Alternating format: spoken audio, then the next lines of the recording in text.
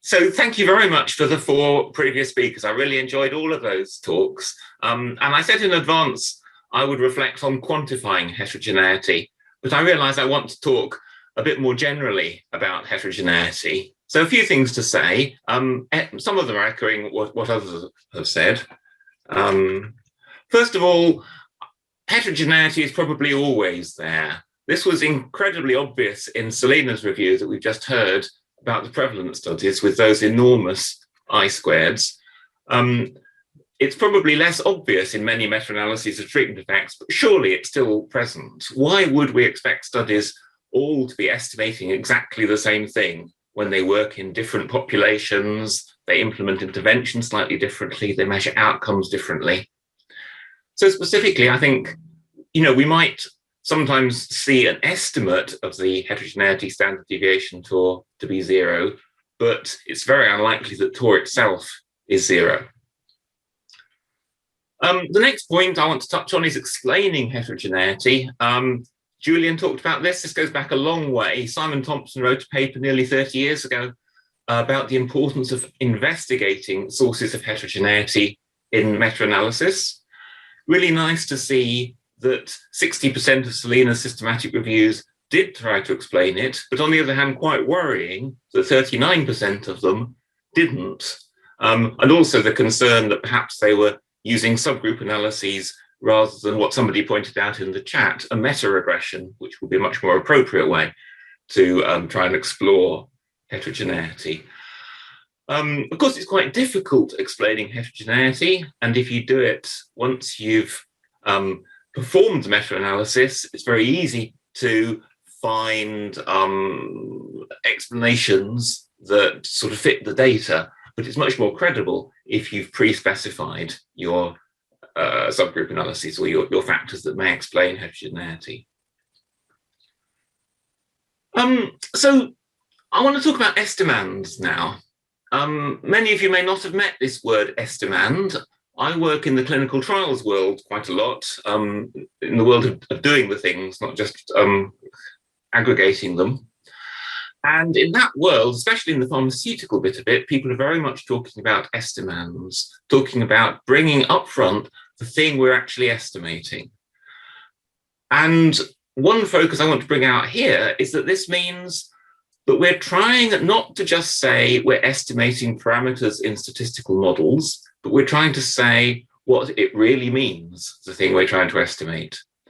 So for example, in random effects meta-analysis, we estimate a parameter mu, which is the mean of the distribution I've drawn there. That's the supposed normal, of course, it doesn't have to be normal, but we generally assume that, the normal distribution of the within the study-specific effects. And it's got a standard deviation TOR.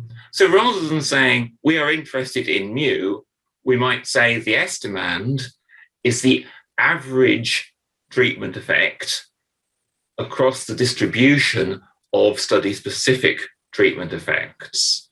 And of course, that's longer, but it brings out that we really are interested in that average. Or are we? Because if we look at explanations of the heterogeneity and we find it's explained by the study's risk of bias, for example, then I guess the estimand of interest is the average treatment effect in studies with low risk of bias. If the heterogeneity is explained by socioeconomic status, perhaps over on the left is studies more in richer people, either within countries or across countries. On the right, poorer people. If we're interested in treating poorer people, then our estimand is going to be over there. And what if we're unable to explain the heterogeneity? Maybe our studies are done at hospital level, and all we can say is that over on the left, we've got some hospitals, over on the right, we've got other hospitals. Well, perhaps if we're taking a national or a global perspective, we really are interested in that mean, because that tells us what benefit the treatment will give when it's applied nationally or globally. But if instead we're taking a local perspective, we're interested in what's going to happen in our hospital, then To be honest with you, we don't really know what our estimand is. We don't know where we are on that curve. And perhaps actually it's the whole curve that should be our estimand. And I think when Andy asked Carla, would you do a meta-analysis in this context with very large heterogeneity? Perhaps I would translate that as saying, would you focus on mu as your summary, or would you actually want to perhaps have the whole distribution as your estimand? So moving on from estimands, we then have to think, how should we account for heterogeneity in estimation primarily of mu? And I really liked Ralph's approach, where he used a prior in a Bayesian analysis for Tor. It's a brilliant compromise on the uncertainty between Desmonian and Laird and Knapp and Hartung. The real challenge here is to produce a prior that can't be disputed, and that's why I think an empirical approach like Ralph has used is really valuable. An organization like ICWIG is clearly going to want to know that this is not just a prior that somebody has thought up, but it's really got some justification. I think a second challenge is accounting for measurement error, estimation error. So Ralph was fitting a distribution to the Tor hats, but I think it's important to recognize that what we really want to know is the distribution of Tor.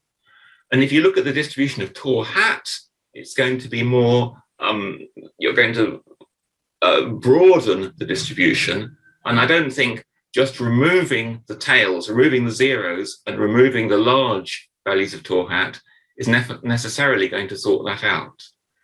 And I point out that Becky Turner's empirical approach did account for the estimation error and may actually be a better way to do this. Then we've got reporting heterogeneity, and we've had two talks about I-squared. To me, I-squared seems to be a statistic that methodologists criticize, but can't live without. It came across in Carla's talk. I myself have also criticized it, but implemented it in software that I've written. And I do wonder, what is the appeal? I think part of the appeal is the fact that we've got words. We've got the classification, for example, of I-squared in the Cochrane Handbook. And I've done on this slide exactly what Julian said not to do and taken it out of the context of what came above and below it. But I think non-statisticians like to be able to translate these things into words, just as they like to translate effect sizes, for example, of 0.2, 0.5, 0.8 as small, medium, and large. But I think very strongly that we should be focusing on predictive or prediction intervals. And I think one reason they're really important is because they're much more closely tied to the review question, or if you like, to the estimand. They actually talk about treatment effects, specifically a treatment effect in the new study. And I would support the previous views that these should be used a lot more. So my last slide just notes some things that we might want to ask questions about in the discussion. How should we develop Bayesian priors in such a way that policymakers will really believe them? Should we be thinking about stating the estimand in a systematic review? How do we promote alternatives to I-squared? But of course, don't be constrained. I'm really interested in any questions that people may have. Thank you very much for listening.